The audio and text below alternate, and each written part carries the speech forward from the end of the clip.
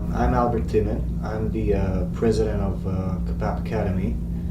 A little bit about myself.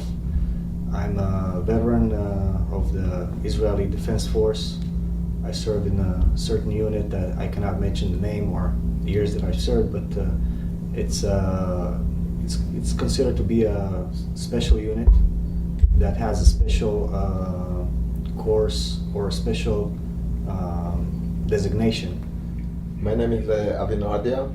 I was instructor for hand-to-hand in the Israeli Army, in the Israeli police, and in the Israeli counterterrorism units. I'm into the KAPAP. I was the head instructor for the KAPAP Federation under Lieutenant Colonel Chaim Pe'er. And today I'm the head instructor for KAPAP Academy in the US.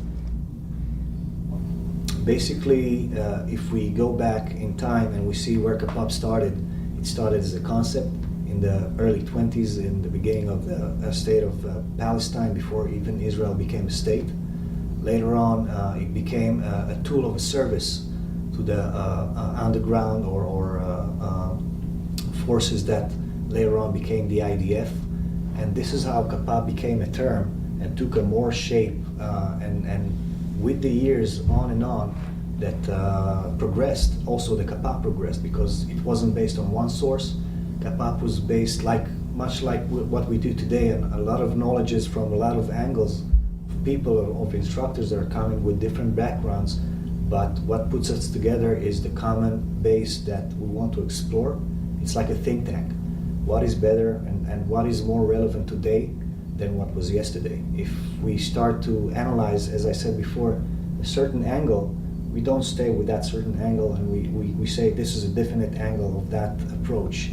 We try to attack it from many different angles and to see what is the benefit of the end user after we finish the process of analyzing it. So it can take many shapes and forms and turns and conclusions, but at the end, it started the process, it ended the process, and in between we did evolution, evaluation, and of course a personal opinion or personal background and test. The real test that any technique or any doctrine that we bring to the table has to pass many tests.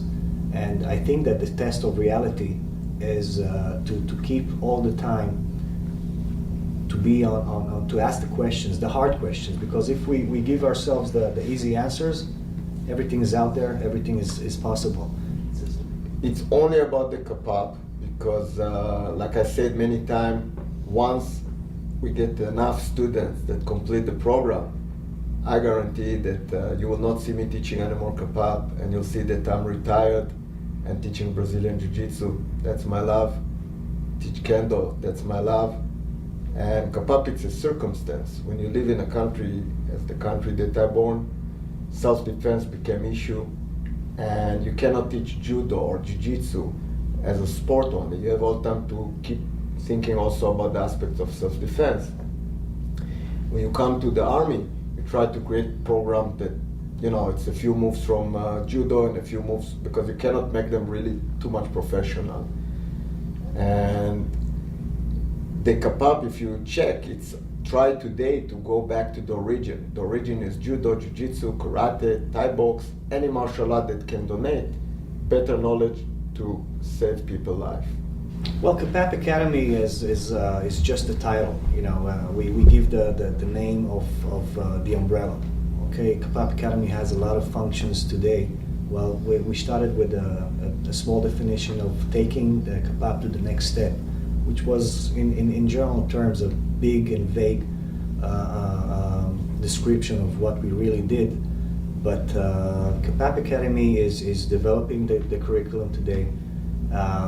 Each and every member of the academy or the cadre of instructors which is involved with KAPAP today, there's people that are still in service in Israel which are a part of the association of KAPAP.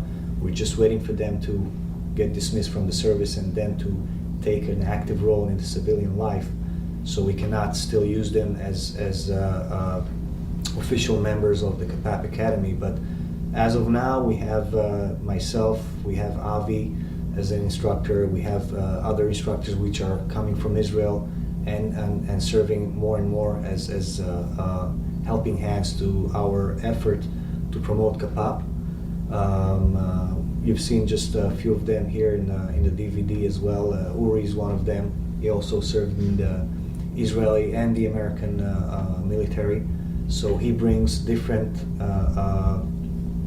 angles of knowledge as well, and basically defines KAPAP in many ways. There's no one definition for KAPAP Academy. The KAPAP is also about friendship. This is why we call it, it's a family. And this is, it's very tight. We opened only the first level, the level 1, which is a test. I think that in the last 6 years that I teach KAPAP, we've been attacked that there's not this system. When people found out there is a system, KAPAP, and of course, if I want tomorrow to create even a new system, you cannot say because you have a system that there is no another system. Then they try to put bad mouths, but this is the way of martial art. People will put all the time bad rumors. KAPAP exists for me as even if I die tomorrow, the KAPAP will never stop, because people, I think, like Albert says, it's a spark that it starts, and I don't think nobody can stop it. And I'm happy because now there's 15 different KAPAP organizations that I never even met them. Of course, I know that 15 of those organizations bought my DVDs because they repeat on the same technique, and I said, don't study the technique, study the ideas and develop. But by the time people will do it, and some of even our students, they do it, and sometimes I'm impressed because they show me different angles, and that's the KAPAP. It's not one person knowledge is absolute, it's everyone bring a knowledge, and now instead of one brain you have 100 brains. That's much stronger as a thinking group. We think about it as a panorama, how you look at one thing but not with one angle. We try to look at each and everything or topic that we pick up as based on its importance in the ladder of importance. We put it, we start to analyze it, and it started as a concept. First of all, we need to understand that KAPAP, Kav Panim El Panim, is a concept. It's an acronym. It's face-to-face combat. And why we choose the name KAPAP or Kav Panim El Panim, because that's the original term and original fighting system that was used in Israel since the 20s and up until the 70s, late 70s, and then totally disbanded.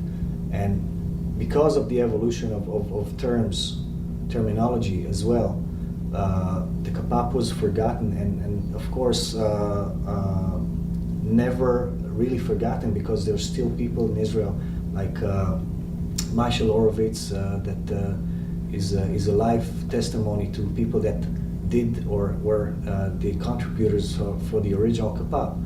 I think that people that look for real self-defense, that do big mistake, they think that real self-defense is like a mech dojo or mech craft schools. And they think, okay, come on, I teach you the secret. You push here, and here the guy's dying.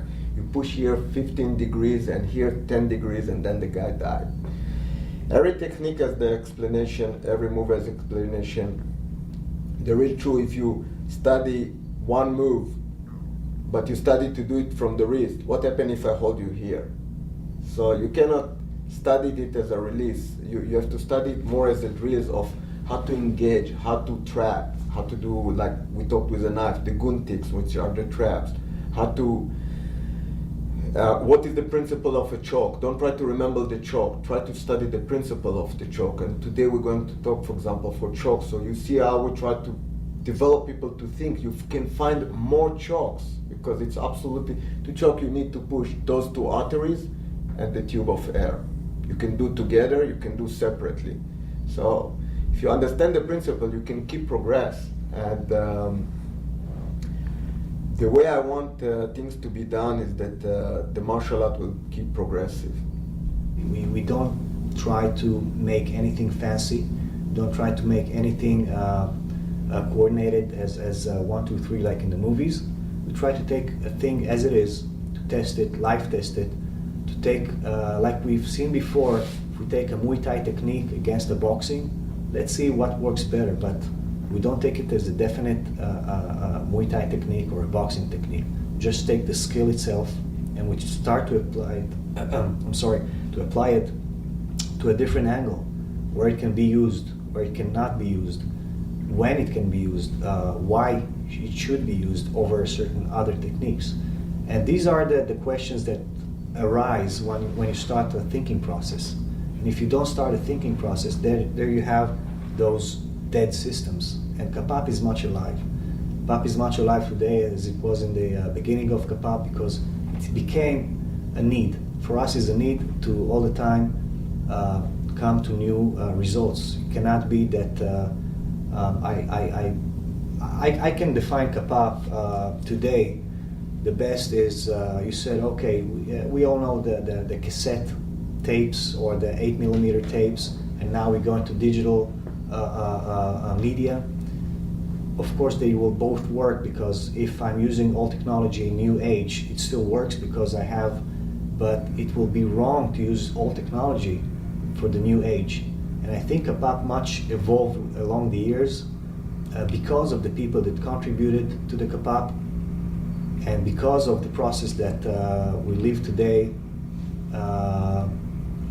The society changes. A lot of new knowledge is coming from, boundaries are falling, new cultures are taking over.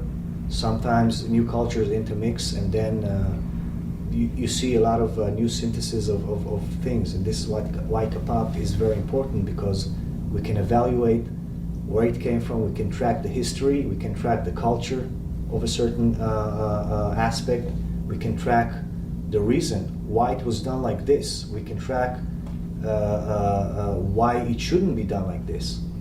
And this is the process, again, that KAPAP is engaged and involved and much alive today as it was at the beginning. I think that, again, like I hear it again, like many times, oh, you will never find in the real fight like mattress. You don't want to fall to the ground on a real fight. I've been in a real fight. And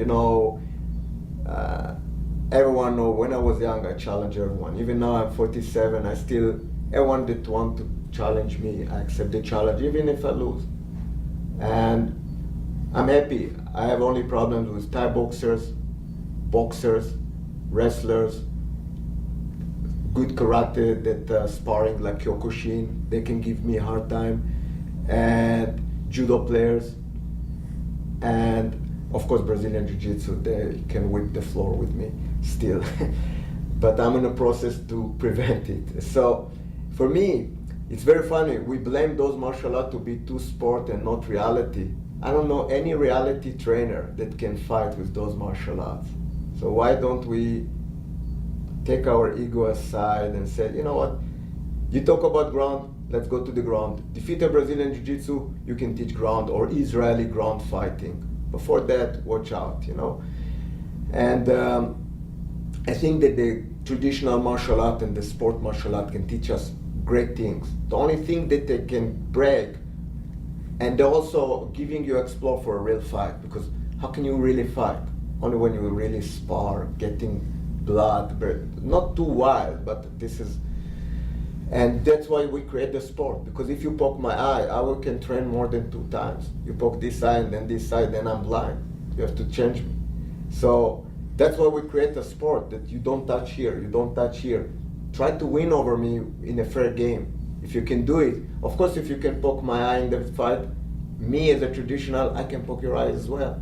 So if I know to roll on this mat, trust me, I can roll on a cement. And I just did. I've been in a seminar in Germany. A guy want to suddenly get crazy, and okay, so I spar. We got to the ground.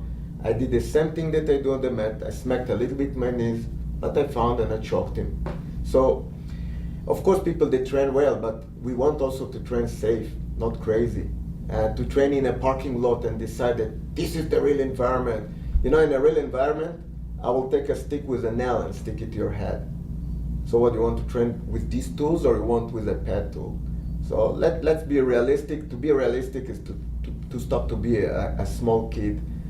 I don't want people to come to KAPAP because it's the Israeli Special Forces or the most devastating or the Commando One or this, just because this is what they like.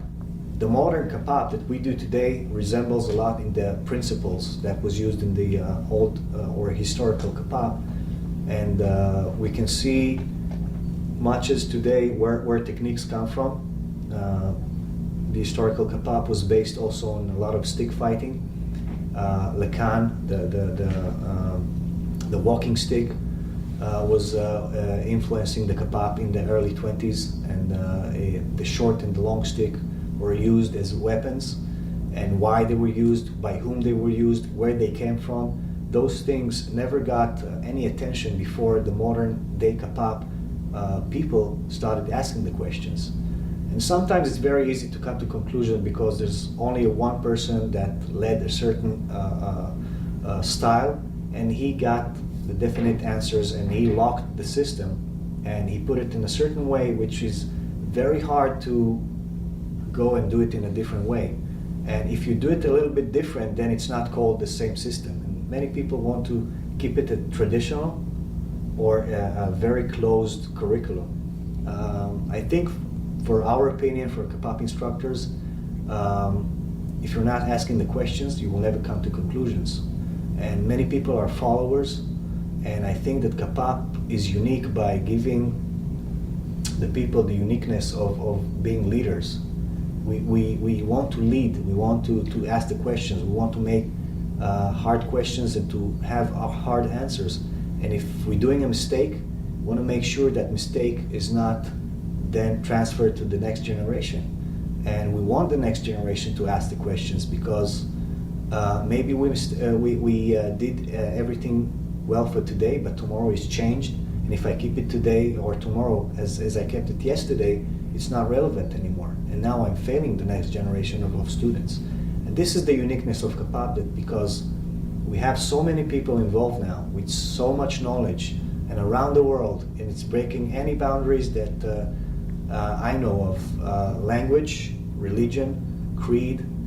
We've been around the world literally, and we've spread the word about KAPAP as a concept, not a theory, not a religion, and not politics. We're not involved in any politics. The only thing that we want to explore in KAPAP is you bring it to the mat, we test it, and if it passes the test of all the questions, all the process, we'll take it, and we put it more as an addition to what we already do.